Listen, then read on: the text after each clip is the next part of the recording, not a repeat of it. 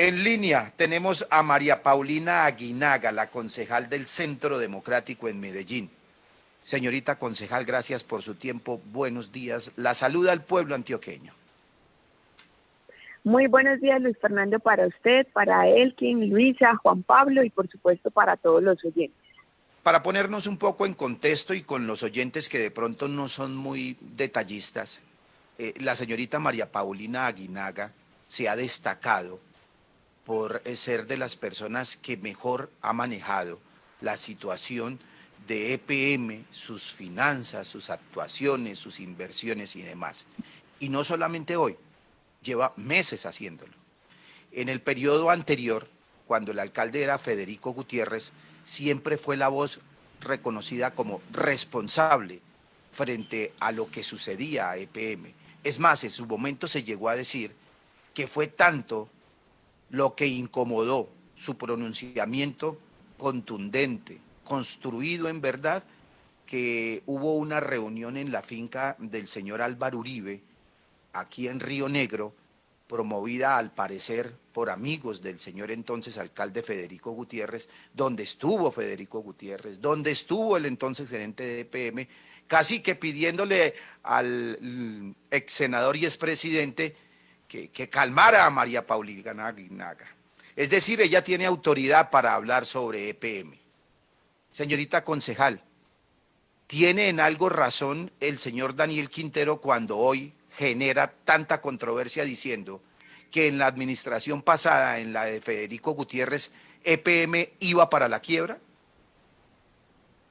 Bueno, Luis Fernando, yo creo que, digamos, todos los extremos son malos.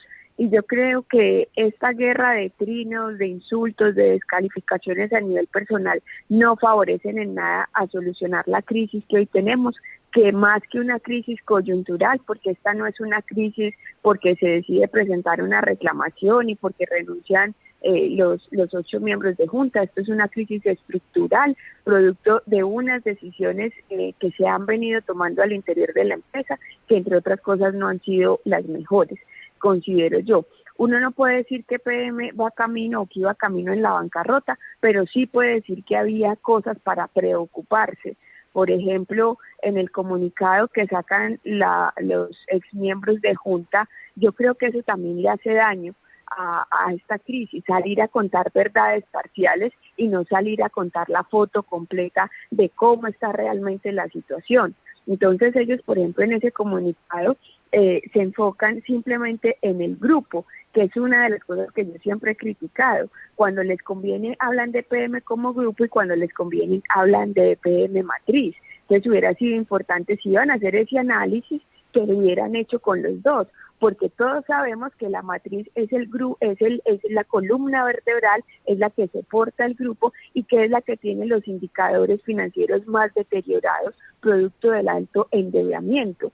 También me llama la atención que, con todo respeto, siendo personas tan destacadas, empresarios, ¿cómo se les ocurre hacer un análisis en precios corrientes? Es que ellos no saben que la inflación existe. Ellos no saben que es que el dinero pierde valor en el tiempo. Entonces, cuando hacen un análisis de eso, es como, le doy un ejemplo para que me entiendan los oyentes. Usted con 10,000 pesos de 2015 no se compra las mismas cosas hoy en el 2020.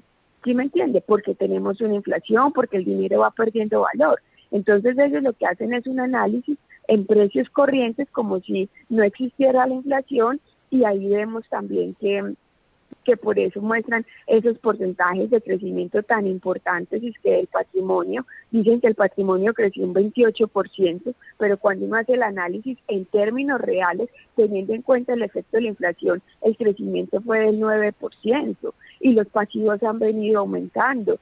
Y lo mismo pasa con los activos. Recordemos que el mayor valor que ha costado Hidroituango, que ya vamos por los lados de 5 billones, se ha venido contabilizando como un mayor valor del activo, y que eso en algún momento hay que castigarlo, porque cuando usted construye una casa que el metro cuadrado era a 100 millones de pesos, pero por errores de lo que haya sido, la casa termina costando 150, a la hora de que usted la vaya a vender, usted tiene que tomar como referencia el precio cuadrado del metro cuadrado, del sector de la casa y de las condiciones, así a usted le haya costado mucho más. Entonces yo creo que esto de estar en esa guerra de comunicados, de salir a hacer esos ataques personales, de salir a contar verdades a medias, yo sí creo que esto le hace mucho daño a la empresa. Por ejemplo, las pérdidas que reportó este primer trimestre de la empresa, que fueron unas pérdidas escandalosas de más de 435 mil millones de pesos, no fue que esta administración llegara a hacer perder la empresa. Eso es producto que la administración anterior se endeudó y no contrató las coberturas del crédito. Entonces, cuando sube y aumenta la tasa de cambio de manera abrupta por la pandemia, la empresa pierde 1.3 billones por diferencia en cambio, pero eso es producto de las decisiones de la administración anterior. Entonces, insisto, yo creo que yo no estoy por defender al alcalde, mi interés es seguir defendiendo a la empresa, ese ha sido mi norte, pero creo que esta guerra tóxica de Twitter, de insultos y demás, y de verdades a medias y parcializadas, no le hacen bien a la empresa ni a la ciudad. Hoy, desde quienes no están de acuerdo con el alcalde, Daniel Quintero, en cuanto al manejo de EPM, manejan verdades a medias, como usted lo dice, maquillan informes cuando de cifras se trata, y todo lo que busca es que entonces favorecer a quiénes, el tema lo llevaron simplemente a la política. ¿Usted cómo ha interpretado que se manejen esas verdades a medias y se estén maquillando cifras para ocultar verdades? Mire, yo no digo que estén maquillando cifras, yo lo que digo es que están contando las cifras de manera parcial, sin tener en cuenta la radiografía completa de la situación. Yo creo que el alcalde también se ha equivocado en sus formas, eso también hay que decirlo, y que eso tampoco ha ayudado mucho a la crisis que hoy tenemos. Yo sí creo que en Hidroituango hubo decisiones que, a mi modo de ver, dejan muchísimos interrogantes, que allá hubo irregularidades. Si no fuera así, el proyecto hoy no estaría en la situación en la que está, cuando ni siquiera se ha podido acceder a la totalidad del cuarto de máquinas después de pasados 2 años de que fallara ese tercer túnel. Entonces, indiscutiblemente, ahí ha habido interrogantes que ni la anterior junta ni algunos directivos de PM han sabido darle las explicaciones a la ciudadanía de qué fue lo que pasó, que los órganos de control también deben entrar con celeridad a investigar y a tomar las acciones pertinentes. Pero al mismo tiempo, pues tenemos que, lo urgente en este momento es que PM supere esta crisis, porque es que acá no estamos hablando de una crisis local y que simplemente se agarren allá los antioqueños, no. Acá lo que está en juego es la seguridad energética del país. Si Hidroituango no empieza a generar energía, entonces, ¿qué va a pasar con el país que está contando con esa energía y que ya sacó una subasta de energía en firme? Y si Hidroituango no está funcionando, entonces tendría que salir con otra subasta. Yo también creo que se debería contratar una auditoría forense de una firma internacional, no ni siquiera de acá de Colombia, internacional, que nos diga la verdad de cuál es el estado real del proyecto, de qué fue lo que pasó, de qué decisiones se tomaron y qué ellos tienen en esta situación. Yo creo que la ciudadanía merece conocer la verdad, que la información se debe dar con absoluta y total transparencia, pero que más allá de eso debemos parar esta guerra de trinos y de insultos, porque esto en nada le favorece a superar la crisis. Señorita María Paulina Aguinaga, concejal del Centro Democrático en Medellín, en esas verdades a medias, ¿cómo analiza usted la posición que han tomado algunos miembros de su bancada del Centro Democrático, quienes obviando la norma del estatuto de oposición, han decidido declararse en oposición? ¿Eso cómo lo ha podido interpretar usted? ¿Qué nos puede contar? Pues mire, yo desde el periodo anterior he sido casi que la única de la bancada, desde el periodo anterior, que ha alzado la voz sobre estos temas, porque insisto, esto no es una crisis coyuntural, esto es una crisis estructural que pasa por las inversiones en el exterior, que pasa por las grandes adiciones sobre costos y atrasos en los últimos proyectos que ha emprendido EPM, como es el caso de la Pesar de Bello, como es el mismo Hidroituango, como es la hidroeléctrica en Panamá, como es el mismo Porsche 3, pasa también por la fusión de Unemil, y como acá hay una serie de decisiones que se han venido tomando que de verdad que dejan mucho que pensar. Entonces, yo desde el periodo anterior he sido de las pocas voces. En el periodo anterior, paradójicamente, la que me acompañaba en estas batallas era la concejal del Polo, Luz María Múnera. Hoy no está en el consejo, pero yo he mantenido mi línea. Ahora, cada uno le responderá a su electorado y dará sus argumentos porque asume una posición o la otra.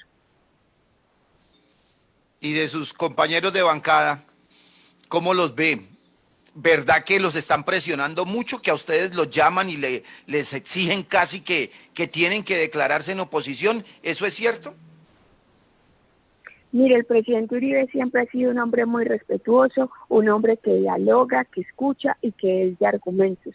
Y yo creo que acá, en más que los intereses políticos o decir estamos en oposición, en independencia, en gobierno, en lo que sea, la preocupación y lo que nos debe unir es poder sacar adelante a EPM, porque EPM hoy está en una crisis como nunca antes se había visto, por cualquiera que haya sido el motivo. Pero hoy tenemos que estar como sociedad rodeando a EPM, rodeando esa institución y sacándola adelante.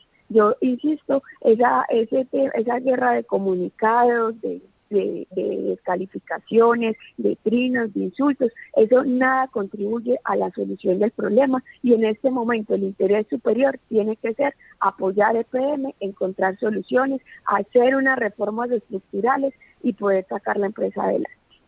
¿Usted particularmente, de manera individual, piensa declararse en oposición a Daniel Quintero? Mire, yo insisto, este no es el momento de echarle más leña al fuego.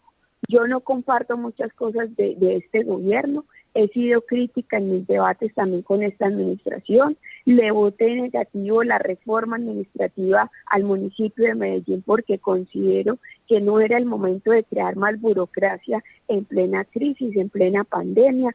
He tenido mis posiciones frente a muchos de los temas de esta administración, pero considero, insisto, que en este momento tenemos que contribuir a la solución del problema, proponiendo unas reformas estructurales para EPM y que esto pueda ayudar a sacar a la empresa adelante. Concejal, ¿qué piensa de la veeduría que nace a raíz del tema? ¿Tiene mucho de política, tiene mucho de favorecer empresarios y contratistas o cómo lo ve usted? Porque eso es lo que algunos quieren plantear para deslegitimar esa posibilidad de la veeduría. Mire, yo celebro cualquier ejercicio de control social que provenga de la ciudadanía. Yo creo que eso enriquece el debate, a mí me parece que eso está bien. Lo que yo creo es que la veeduría no se debe enfocar solo en esta administración, también se debe enfocar en lo que ha venido pasando, porque insisto, esta crisis no es solo por la renuncia de los miembros de junta directiva ni por el proceso de conciliación. Yo también invitaría a la veeduría que mirara hacia atrás las decisiones que hoy nos tienen en esta situación, porque es que no puede ser una veeduría simplemente por un alcalde o por una administración que sin lugar a dudas para muchos genera desconfianza, sino también tiene que ser un tema para todo lo que ha venido pasando en la empresa, que sinceramente pues no se le han dado las explicaciones a la ciudadanía. Considero yo, pues bienvenido el ejercicio de control social. Creo que ya había una veeduría, por ejemplo, hace más de 20 años que ya se seguimiento al plan de desarrollo. Sin embargo, no sobra que hayan otras, pero que no sea solamente para mirar hacia lo que viene pasando con esta administración, sino también lo que ha venido pasando hacia atrás. Porque, insisto, esto no es una crisis que se desata de un momento a otro, esta era una crisis que se venía gestando durante años. Ante las dificultades que se venían presentando, como usted lo advierte, las situaciones preocupantes que no se pueden llevar al extremo de la quiebra, pero sí de la preocupación, ¿cree usted que la reclamación de los 9.9 billones que hace Daniel Quintero era lo más acertado? Mire, ellos tienen un análisis jurídico, yo espero que lo hayan hecho de manera técnica, rigurosa, sin apasionamientos y sin emociones, donde supuestamente se vencían unos términos para hacer las reclamaciones. Yo considero, y he sido muy crítica de EPM, porque a veces es muy laxa con sus contratistas. que ante reiterados incumplimientos simplemente EPM paga y deja que hagan y después no va y repite contra los diferentes contratistas.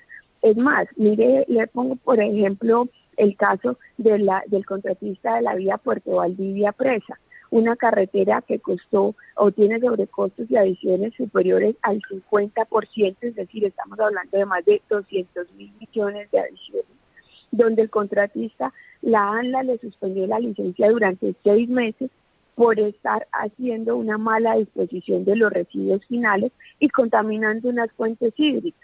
Esto obviamente le generó atrasos al proyecto, obviamente le ocasionó unos perjuicios, sobrecostos porque la carretera no estuvo lista a tiempo, entonces eso implicaba dar la vuelta y obviamente era muchísimo más tiempo, más combustible y demás.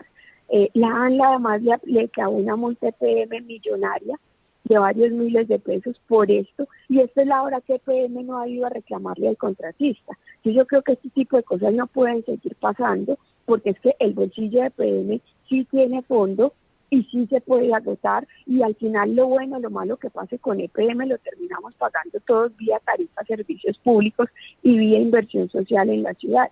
Entonces, yo considero que sí se debían emprender las acciones de reclamación frente a los contratistas que eventualmente hayan tenido incumplimientos. Lo que no comparto es la forma como lo ha manejado el alcalde, porque creo que las formas son muy importantes y que en realidad ha podido hacer lo mismo o explicarlo de una manera distinta a la opinión pública, sin necesidad de haber pasado por encima de la junta directiva y haberlo hecho de otra manera, ocasionando el menos daño posible.